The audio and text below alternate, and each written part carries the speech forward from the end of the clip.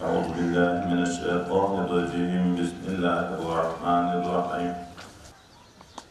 کنتم خیر امتین یی تاسې خیر بهتر دی امت اخرجت للناس چې ایستل شوي تاسې لپاره د خلکو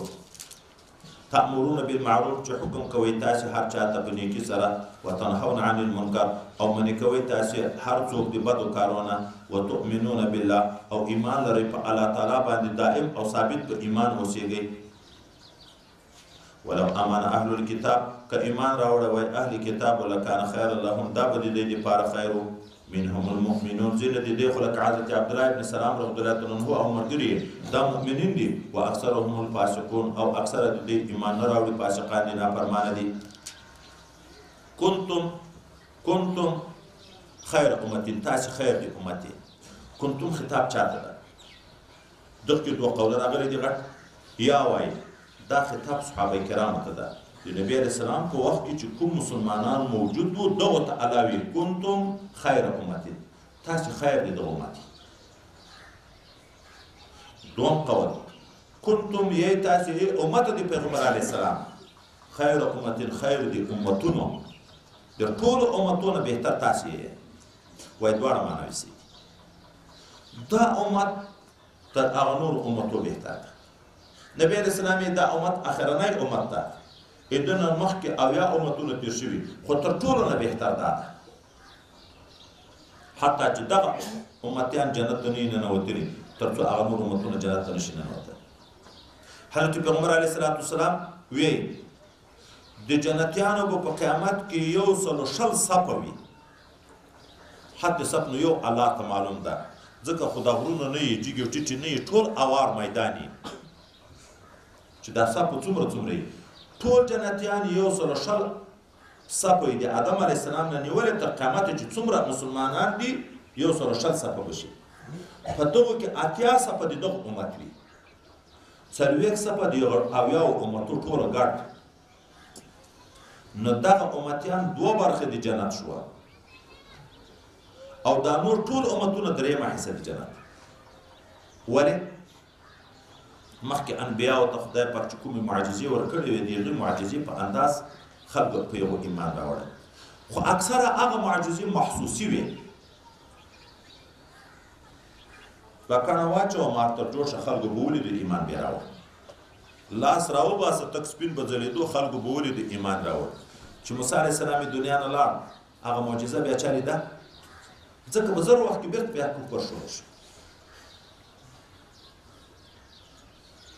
د نبی علیه السلام ډېرې معجزې دي خو تر ټولو نه قوي معجزه قرآن عظیم شان ده دا قرآن عظیم شان چې بله ورځ مو ویلې چې 22 معجزو باندې مشتمل ده تر قیامته یو څوک د یوه صورت مقابله کړی شي دا معجزه دائمي ده ځکه امت دائمي ده تر قیامته بل نبي باید نه راځي 1438 هجري اوس شروع ده الحمدلله دا موږ تاسې د ده قرآن برکت مؤمنان یو الحمدلله امید لرو دغه به تر څو چې الله اراده د بقا د دنیا لري تر هغه وخته پورې به دغه معجزه قایمه وي چې کله نوره دنیا په ختمېدل شي په هغه وخت کې د قرآن عظیم شان پورته کېږي بیا نو خلک کفر ته اوري نو چې د ده معجزه دائمي ده امتیان یې ډېر دي مسلمان امتیان یې ډېر دي د هغو د امت تاریخ و سلسله به تر یو کال یو 2 کاله 15 کاله 10 کاله چلېده چې نبي به لاړ د دنیا نه هغه صحابه شاګردان به لاړ د دنیا نه د هغه تابعین به چې لاړ د دنیا نه لاړ ذات علم به ورک شو چې ورک شو خلک به بېرته ګمراه کېدل خو د دغه دین د حفاظت چې الله اخیستې ده الحمدلله د هر کمزوري عالم نه خدای د دین او دومره خدمت اخلي چې مسلمان په دین خبرې عقیده نه ورکېږي عقیده نه ورکېږي نو تاسې خیر د ټولو امتو یې دا حدیث دا معنا یې صحیح ده کنتم چې خطاب ټول امت ته شي او دا هم صحیح ده چې صحابه کرامو ته شي ولې دا امت تر ټولو امتو بهتر ده خو په دغه امت کې بیا څوک بهتر دي صحابه کرام بهتر دي خیر القرون قرني ثم الذين يلونهم ثم الذين يلونهم ثم يخشوا الكذب بهتر دي دغه زمانو نبی رسول الله د ما زمانه د صحابه کرام دي بیا چې هغوی ته ورنږدې دي چې تابعین کرام دي، بیا چې هغو ته ورنږدې دي چې تبع تابعین دي. د دغه نه بعد بیا نو په خلکو کې خواهش پرستۍ شروع کېږي، درواغ ویل شروع کېږي، بیا ضرورت به شاهدي ورکوي، قسمونه به کوي، د دنیا محبتونه ختمېږي. خو داسې نه ده چې دا خیریت په دغه دریو قرنو پورې مختص ته وروسته د خیر سړی نشته. ولې نبي علیه السلام یې د ما د امت مثال د باران ده. دا نه ده خبر چې د باران په اول کې خیر ډېر ده، که په مابین کې ده، که په آخر کې ده. وروسته د طبقاتو کې داسې خلک راغلي دي چې دومره خدمتونه دي دغه دین او د دغه علم کړي دي چې صحابه کرامو په وخت کې نه وشول. او وختان بعد وختان به داسې خلک پیدا کېږي، خو د یو په نسبت کم دي. سلة من الاولین وقلیل من الاخرین. حضرت مجدد سے بھی صحابه کرام ټول د کمالاتو د نبوت څښتن، تابعین کرام اکثره د کمالاتو د نبوت څښتن، اکثره ټول نه، او تابعین په یو کې کثیر، اکثر نه، څنګه د اسم تفضیل کثیر د کمالاتو د نبوت څښتن. دا درې قرنه چې ختم شو، کمالات د نبوت ختم شو، کمالات د ولایت شروع شو. تر زرو کلو پورې علی راس الفا چې زر کاله تاریخ ورسېده، لکه په مخکینیو وختو کې به غټ نبي اولوالعزم پیغمبر زر کاله بعد راتله. خدای پاک د دغه امت د تجدید کار کوي. حدیث مبارک راځي چې په هره سلو کلو کې یو مجدد پیدا کېږي، چې هغه دین کې چې کومې کمزوریانې وي خلکو نه راغلي هغه بېرته راژوندی کوي په هره سلو کلو، خو په زرو کلو غټ وي. حضرت مجدد صاحب دا و چې راغی بېرته خدای په کمالات نبوت پیدا کړي. د هغه نه بعد بیا تر قیامته پورې په قرونو کې دا مقام د صدیقیت ته خدای پاک خلک رسوي، خو نسبت تر مخکې نه کم دي. دغه د کمالاتو د نبوت څښتنان وروسته کوم راځي چې اصلاح د پنځو لطایفو د عالم امر وشي، ولایت صغرا پیدا کېږي. چې اصلاح د لطیفه نفسي وشي، ولایت کبرا پیدا کېږي. چې اصلاح د اجزاو سراسو اور، اوبو، هوا د انسان په بدن کې چې دي د دغو درې اجزاو اصلاح وشي، بیا ولایت علیا پیدا کېږي. دا درې مقامات ولایت دي. ولایت صغرا ولایت اولیاء ده، ولایت کبرا ولایت انبیاء ده، ولایت علیا ولایت ملائکه ده. دغه نه بعد چې د خاورې اصلاح راغله، نو کمالات د نبوت پیدا کېږي. د ولایت مقام بیرته خلاص شو، ترقی راځي، کمالات د نبوت پیدا کېږي. چې بیا د اجزای عشره، د 10 اجزا هیئت وحدانی چې د انسان تر جوړ شوی مرکب ده، چې دغه اصلاح شي، بیا کمالات رسالت پیدا کېږي. بیا چې څومره اتباع د سنتو د شریعت پایبندي طاعت شروع شي، د انسان د کمالاتو آخري مقام حقیقت صلات ده، چې لمانځه حقیقت ورته پیدا شي. هر شی خپل حقیقت لري. په ابتدا کې به په لطایفو کوشش کوي چې قلب پانی شي، بیا به په نفي اثبات کوشش کوي چې عقیده د توحید راسخه شي، بیا د مراقبونه بعد به تلاوتونه ورسره شروع کوي چې ذوق او اثر پیدا شي. وروسته حقیقت المنظور ته بیا نه په آخر وخت کې لمونځونه ډېر کړه، چې څومره نفل بیا ډېر کړی شي. هغه آخري مقام د حقیقت د انسان د کمالاتو، هغه حقیقت چا د صلات ده. خو لکه دوره موږ په آخر کې دا مقامات وروسته پیدا کېږي. بیا نو چې دغه شیخ معزونم شي، پیرم شي، چې د سنتو کمزوري پکې شروع شوه، شریعت کمزوري پکې شروع شوه، هغه ولایت کمالات بیرته د نه ختمېږي.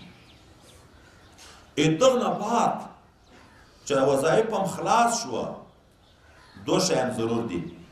چې یو اتباع شریعت ته، یو توجه د کامل اولیاء ده. چې اتباع د شریعت وي، خو چې توجه د کامل اولیاء وای نه وي، استعداد کمزوري وي، په هغه توجه استعداد قوي کېږي. چې استعداد کمزوري، بیا هم کمالات اولوالعزم ته نشي رسېدلی. نو هم به په شریعت پایبندي وي هم به د غټو اولیاو په صحبتو کې شریکېږي داسې نه لکه دا موږ د وخت چې ملا شي ذاتي خپل استاد نه پېژني چې پیر شي ذاتي خپل استاد نه پېژني تعلقات ختم کی ځای په ځای ټک ودرېږي غیر پورته طریقې نشي کړی د ذاتي ځان په کمال چکته نه دی کېږي بهر تقدیر دا خیر دی امت په اول کې خو درې سره قرونو کې کمالات خو وروسته کې هم راځي خو دا په نسبت سره یو ته کم دي نو ځکه سلة من الاولین وقلیل من الاخرین کنتم خیر امت اخرجت للناس خلقو ته راوتلي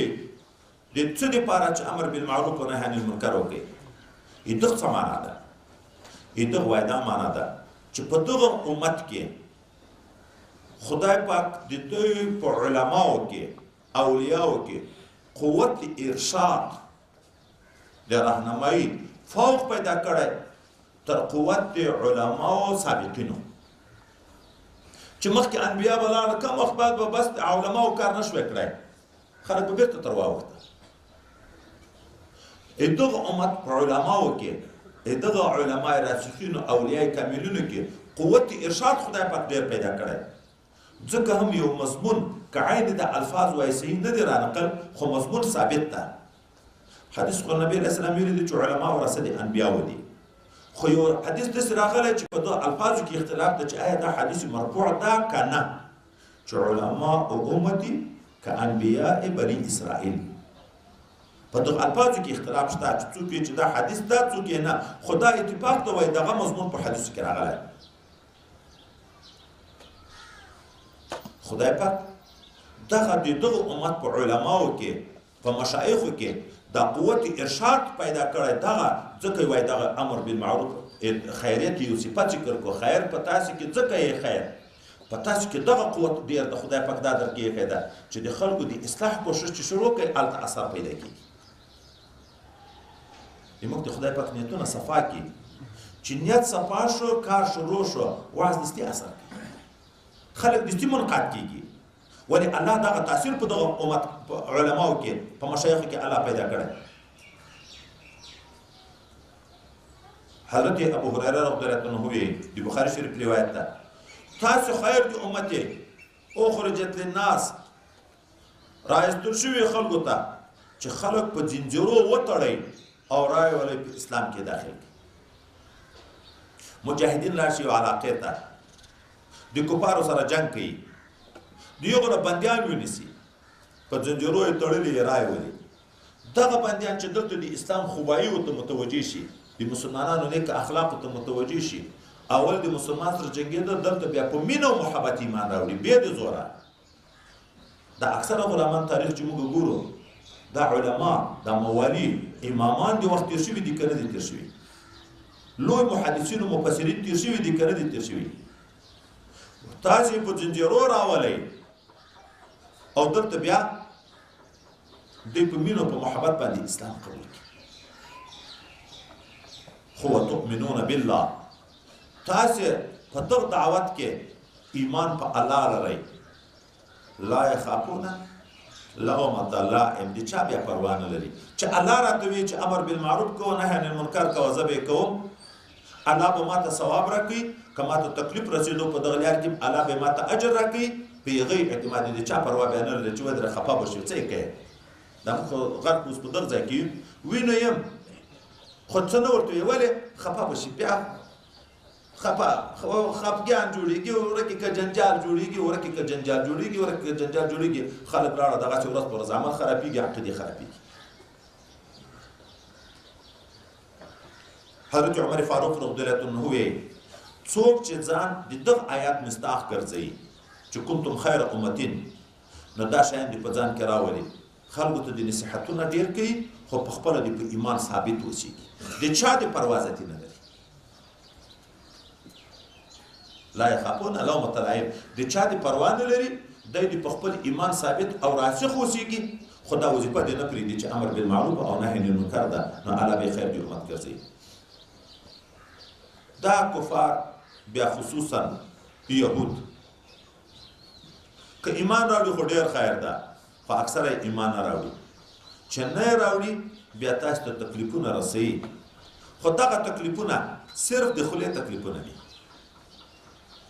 جنګ نشي در سره کړای که بالفرض که در سره وجنګېده بیا به شکست الله ورکوي بیا به منډې وهي د دې نصرت به څوک نه کوي حضرت پیغمبر صلی الله علیه وسلم چې بنو نذیر د یهودو یو ډله پسې واخیسته د مدینې منورې نه د یهودو په مشرانو ډېره بده ولګېده بیا کعب ابن اشرف لاړ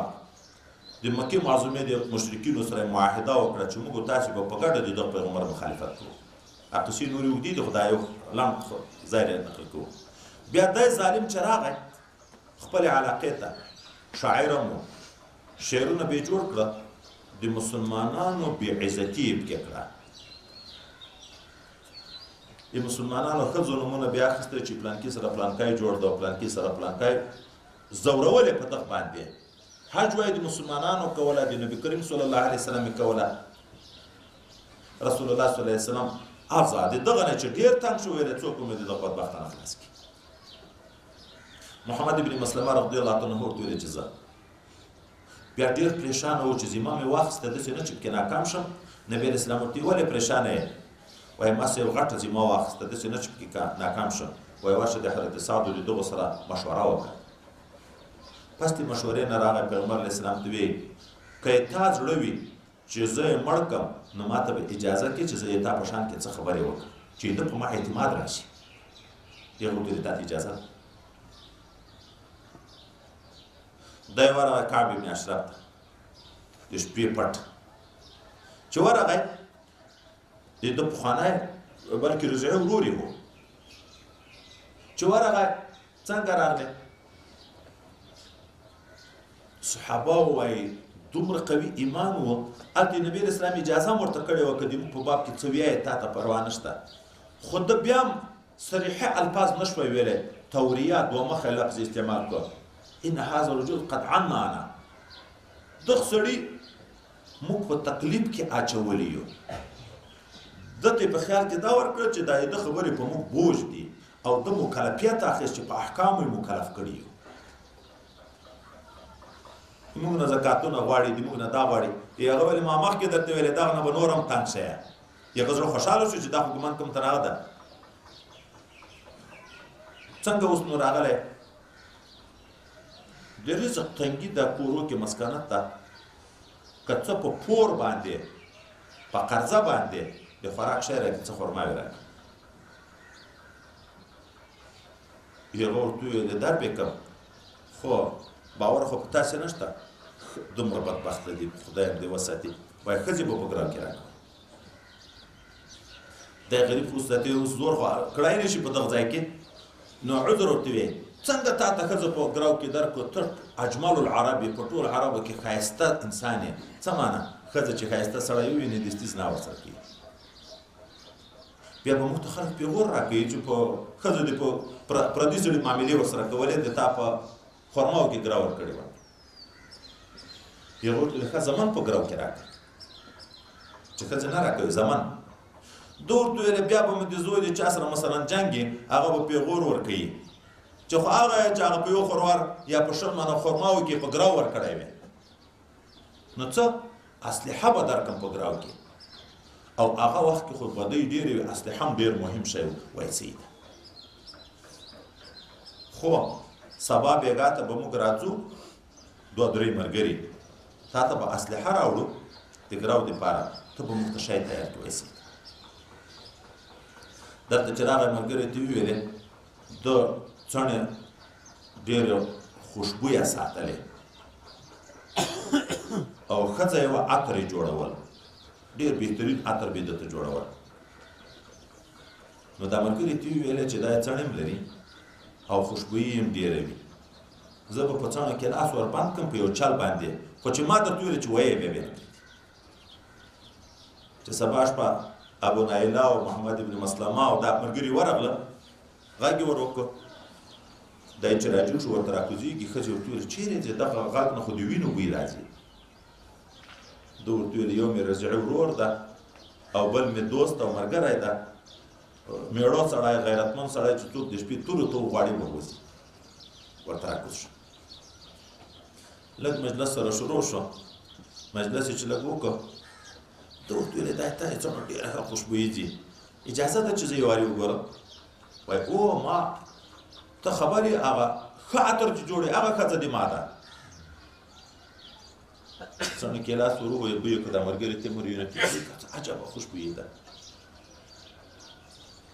بیا یې ورته وویلې اوس دا یوه شپه ده د ملاقات راغلي یو خو دا چې بیا به موږ تاسې سره وینو دلته اوس په زوره نه شو غږېدی ښځې به ویدې دي خوب به وځي کور کې بچیان دي دا کوز بخته به سره کوز شو صحیح ده لاړه هلته بیا مجلس کوي ورته ویلې دا څڼو دې وارې اجازه شته بیا چې وایي ګورم وایي و چادر یې ښې ګوتې پکې نه نایستې چې په څڼه کې ګوتې ور کلکې کړې دا چې دا نور باندې غږ وکړو چې دونه کوم وایي هلته یې مردار کړو بیا د شپې راغله پیغمبر علیه السلام ته زیری یې راوړ اوس نو الله وی لن یضرکم الا اذى ضرر نشي رسولی دغه بدبخته تاسو ته مګرم صرف تکلیفونه د خولې ځورهیمه خبرې درپسې کوي دا طعنونه در پورې ویایي شعرونه درپسې جوړوي وان یقاتلوکم او که چیرې بالفرض که وجنګېږي دوی دې تاسو سره یولکم الادبار بیا به وګرځوي تاسو ته شاګانې خپلې تښتې به وایي ثم لا ینصرون بیا به د دوی مدد ونه کړی شي وضربت علیهم الذلة مقرر کړی شوی ده په دوی باندې خواري اینما ثقفو هر چیرې چې دوی وموندلی شي دوی به عزت نه کي پیدا خوار او ذلیل به یې ویل کېږي ټکول کېږي به الا بحبل من الله مګرم هغه وخت چې دوی منګولې ولګوي په رسۍ د الله وحبل من الناس او په رسۍ د خلکو نو هلته به بیا د ذلت نه خلاص شي په رسۍ د الله چې ایمان راوړي او په رسۍ د خلکو چې پناه وغواړي معاهده وکړي وإن أحد من المشركين استجارك فأجره دا د الله د طرف نه دوی ته امن ورکړل شوی که معاهده در سره وکړه نو معاهده ورسره وکړه په دغه وخت کې چې راځي بیا څوک نشي وژلی امیر د وخت پناه ورکړه یو مسلمان پناه ورکړه بیا یې څوک نشي وژلی نور وبا او بغضب من الله دوی اخته شوي دي په قهر و غضب سره د الله د طرف نه وضربت علیهم المسکنة مقرر کړی شوی ده په دوی باندې مسکنت دغه بدبخته په دنیا کې چې هر څومره موړ وي لکن زړونه یې سخت محتاج هغه د مسکینان دي حدیث مبارک ته اشاره ده دوه وږي نه مړېږي وږی د دنیا او وږی د علم غنا اصلي د زړه شی ده چې زړه وږی و په انسان کې دوه بیکاره صفت یو بخل یو حرص اڅ خو ډیر دي اڅ د دغه ځای سره مناسب بخل او حرص بخل چې راغی په ځان هم نه لورېږي ښه خوراک په خپله هم نه کي په خپل بچیانو باندې هم نه کي د زکات به چیرې ادا کړي صدقې به چیرې وکړي چې بخل وای په سړي کې راغی نو زندگی د احتیاج زندگی ده همیش په د خوار او ذلیل او محتاج او مسکین په شکل کې اوسېږي او حرص چې په سړي کې راغی هغه سړی بیا مړېږي نه نو همیش مسکین وي که په کروڑونو روپۍ ولري دا مسکین د محتاج د زړه یې وږی ده نو دوی د خدای په غضب ګرفتاره دي خدای ذلت په مقرر کړی ولې دا سزا ورکړې ذلک بانهم كانوا يكفرون بآيات الله دا ځکه چې دوی چې کفر کوي په آیاتو د الله تعالی باندې ويقتلون الانبیاء بغیر حق وجني انبیاء بغیر د حق نه ذلک دغه عمل ولې کوي دا قتل او کفر بما عصوا په سبب د هغه چې دوی سرکشي کوله وکانو يعتدون او دوی چې د حد نه بتیریده ګورې دا د ټول قوم به د ټول تنظیم به د ټولې ډلې به سړی غیبت نه کوي په قوم کې ښه او بد وي خلک وایي چې په یو چاپېړه سل مخه خوږېږي د یهودو قباحتونه ذکر شوه خو په یهودو کې حضرت عبدالله بن سلام رضی الله تعالی عنه باندې سړی هم و د نصاراو په ډله کې حضرت سلمان فارسي رضی الله باندې سړی هم و الله دستي د خپلو دوستانو د دې لپاره چې هغه نشي ناراضه چې دا خو د ټولو یهودو قباحت ذکر کېږي لیسو سواء ټول یهود نه دي سره برابر ټول نه دي نصارا سره برابر په دوی کې ځینې داسې حق خلک شته چې شپه ورځ د خدای په عبادت لګیا دي. خو اکثره یې فاسقین دي. مخکې مې ویل چې اکثره یې بېلارې دي، اکثره هم الفاسقون. کنې ښه خلک هم شته پکې، خو ښه په څه شي شوه؟ ایمان. په دنیا نه، ښه خلک هم شته پکې خو چې ایمان لري. لیسو سواء، نه دي ټول اهل کتاب سره برابر. من اهل الكتاب، ځینې د اهل کتابونه امتون یوه ډله ده، قائمتون چې ولاړه ده په حق باندې، یتلون آیات الله، تلاوت کوي د آیاتونه د الله تعالی انا اللیل، په ساعاتو د شپې کې، وهم یسجدون، حال دا چې دوی سجده کوونکي دي، لمونځ کوونکي دي. دغه انا اللیل نه چې مراد ده؟ څوک وایي بعضې مفسرین چې د ماخستن لمونځ ته مراد ده، ځکه دا د ماخستن لمونځ خاصه د دغه امت ته، په مخکینیو امتو کې د ماخستن لمونځ نه و. یو وخت کې پیغمبر علیه السلام وځنډېدو د ماخستن په لمانځه کې. صحابه کرام په جماعت کې ناست دي، ویده دي، ویښ شي ویده شي، په دا ناستې باندې تنبیږي. نبي کریم صلی الله علیه وسلم ناوخته کې راووت، بیا یې ورته وویلې دا اوس داسې ساعت ده چې په روی زمین د بلې عقیدې خلک نشته چې دغه لمانځه ته انتظار دي. دا یو تاسې یې، دا مسلمان دی چې د لمانځه انتظار دي. که د ما په امت دا خبره درندېدی نه، دا تکلیف ما ته نه وای خطر، نو ما به امر کړی و چې همیش د ماخستن لمونځ دومره ناوخته کوي، د شپې اول ثلث چې په دغه کې دي کوي. خو مستحب اوس هم ده چې راځنډېږي تر ثلث لیله پورې، تر نصفه پورې بیا جایز ده. د نصف نه یو خطه جایز ده، خو سره له کراهیت ده، ولې خطر د دې ده چې بیا قضا کېږي. اوس نو دغه لمونځ د دغه امت ته، نو وایي یا مراد دغه د ماخستن لمونځ ده، نو دا خو ټول امت ته دا منقبت خدای پاک سره چې دوی تلاوت کوي په اناء اللیل کې. هغه بل ځای کې چې راځي تتجافى جنوبهم عن المضاجع، هلته هم یو تفسیر دغه د ماخستن په لمانځه کې. نور کله عادت ته و چې ماښام لمونځونه به چې وشوه مړی پوخوړ شي دستي ویده کېده، د ماخستن انتظار ذاتي نه و، ځکه مخکینیو امتو کې د ماخستن لمونځونه، خو د دغه امت خلک دي تتجافى جنوبهم عن المضاجع، اړخونه یې د بسترو نه لرې دي، انتظار یې د ماخستن لمانځه ته. او دوم قول الته هم په دغه آیات کې د تهجد ده. انا اللیل د قائم دي په ساعاتو د شپې کې، د شپې په آخره حصه کې عبادت په نفلو کې بهترین نفل د شپې د آخره حصې دي. یؤمنون بالله، او د ایمان لري په الله تعالی باندې، والیوم الاخر، په ورځ د آخرت باندې، ویأمرون بالمعروف، خلق امر کوي په نیکو کارو باندې، وینهون عن المنکر، خلق منې کوي د بدو کارونه، ویسارعون بالخیرات، او منډې وایي تیزي کوي په نیکو کارو کې، تلیوار کوي په نیکو کارو کې. په نیکو ته تلیوار، په بدو کې صبر، دا کمال ده. دوی په نیکي کې یو تر بل نه تیزیږي، کوشش کوي چې نیک کارول وکړي. واولئک من الصالحین، دغه خلک د صالحانو د جملې نه دي. وما يفعل من خیر، هر څه چې دوی کوي د کوم ښه کار نه، فلن یکفروه، دا به ضایع نه کړی شي، خدای پاک به ثواب ورکړي. والله علیم بالمتقین، الله ښه عالم ده په متقینو پرهیزګارانو باندې. او هغه څوک چې ایمان نه راوړي، دوی به په خپل مال په خپل اولاد غرایي چې موږ دنیا ډېره ده، اولاد به ډېر ده. الله وی ان الذین کفروا، بېشک هغه کسان چې کافران شوي دي، لن تغني عنهم اموالهم، دا په بنه کې له دوی نه مالونه د دوی، ولا اولادهم، نه اولادونه د دوی، من الله د عذاب د خدای پاک نه شیئا هیڅ شی. واولئک اصحاب النار، او دغه کافران خاوندان د دوزخ دي، هم فیها خالدون، دوی به په دغه دوزخ کې همیشه همیشه وي. مسلمان هم روپۍ لګوي په دین، کفار هم روپۍ لګوي په خلاف د دین، په عداوت د رسول الله. خو د مسلمان د نفقې عوض الله په آخرت کې ورکوي، یو په 100، یو په 100، تر دغه په ډېره. کافر چې لګوي په دغه به هم څه عوض وي. الله وي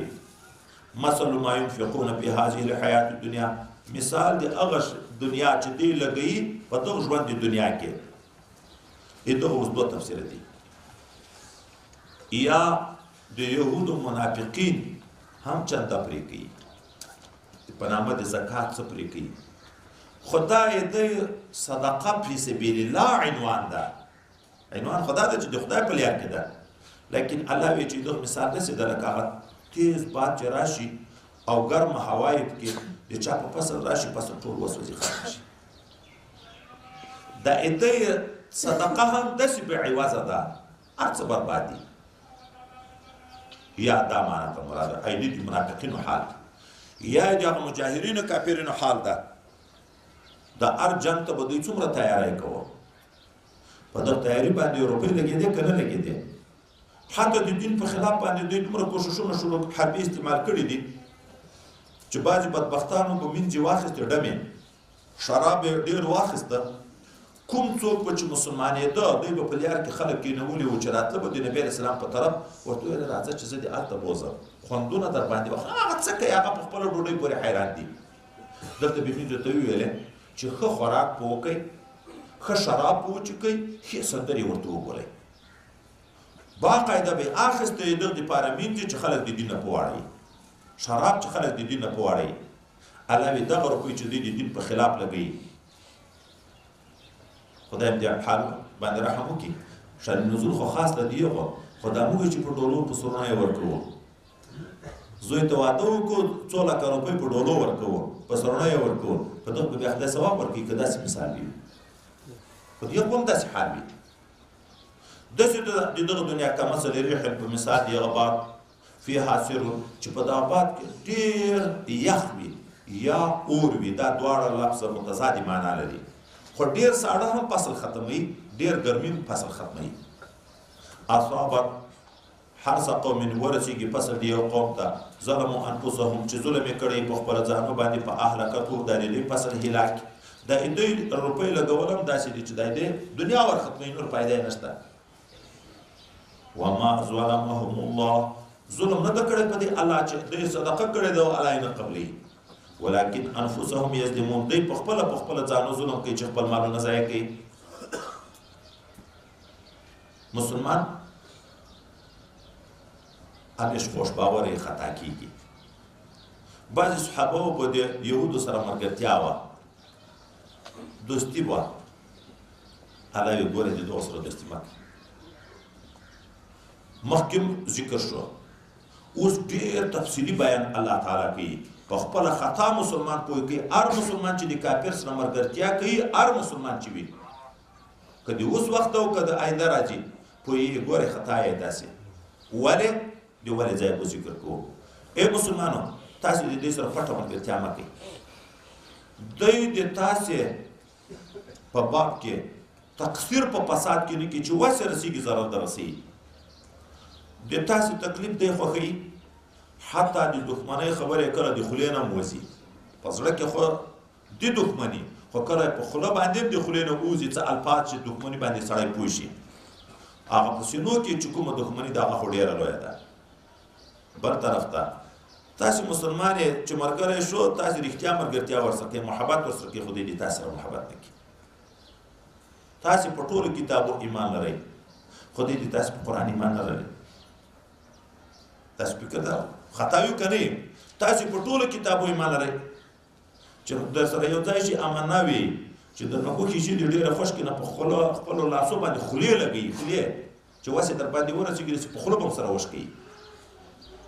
ورته یې مردار شي په دغه خوشکه کې ضرر نه شي رسولی چې الله نه یې لیکلی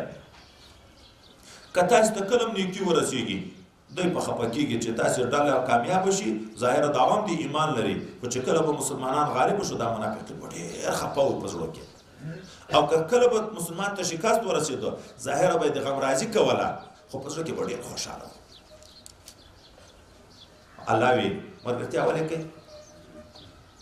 داسې ملګرتیا بې مقصده ملګرتیا بې معنا ملګرتیا چې دی د تا په هلاکت خوشحاله کېږي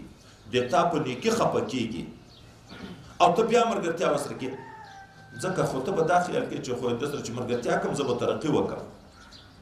ضررونه به بچ شم الله وي که ته صبر وکړې دی ضرر نشي در رسولی د تا ناصر بیا زه یم معاون دی زه یم صرف د خولې تبلیغات به وي درابدرو به وي لیکن حقیقت کې تا ته تاوان نشي در رسولی یا ایها الذین آمنو هغه کسانو چې تاسې ایمان راوړئ لا تتخذوا بطانة مه نیسئ تاسې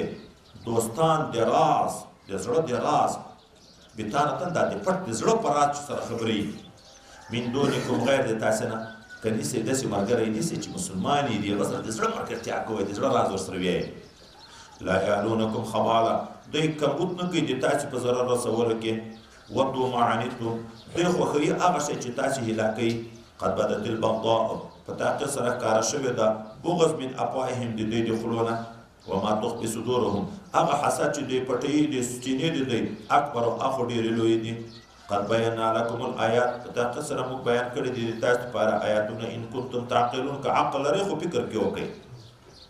ها انتم اولئک تاسو ای مسلمانانو هغه خلک یې تحبونهم چې د دې سره محبت کوئ ولا یحبونکم د دې تاسو سره محبت نه کوي وتؤمنون بالکتاب کله تاسو په ټولو کتابو ایمان لرئ او د دې تاسو په قرآن ایمان نه لرئ موږ نه شرمېږو نه دا پرون چا راته ویلې دا موږ مسلمان چې د یورپ ته روان دي د جرمني مشر اوله ورځ بیان وکړ په بیان کې وایي د مسلمانانو ته د پیغور په شکل دا خبره وکړه چې مسلمانانو تاسو وایي چې زموږ دین د امن دین ده دا فسادونه ولې کوئ دوم تاسو مسلمانان دا وایي چې زموږ رازق الله ده موږ کفارو ته بیا ولې راځئ چې موږ هم تنګ کړي یو زموږ ملکونو ته ولې راځئ رازق الله بولئ او بیا راځئ موږ ته زارۍ کوئ او موږ ملکونو ته راځئ لکه په دنیا کې چې دوی پیغور راکوي په قیامت کې په جهنم کې شیطان کافرانو ته دغسې پیغور بیا ورکوي که نه ورکوي وإذا لقوکم کله چې یو ځای شو دوی د تاسو سره قالو آمنا نو دوی وایي موږ هم ایمان راوړی وإذا خلو کله چې یوازې شي عضوا علیکم الانامل چې دوی د تاسو په قهر سره په غضب سره د ګوتو سرونه من الغیظ د ډېره قهر نه قل موتوا بغیظکم ورته مړه شئ مردار شئ په خپل قهر او په بغض خپل کې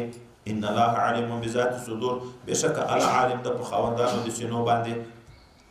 ان تمسسکم حسنه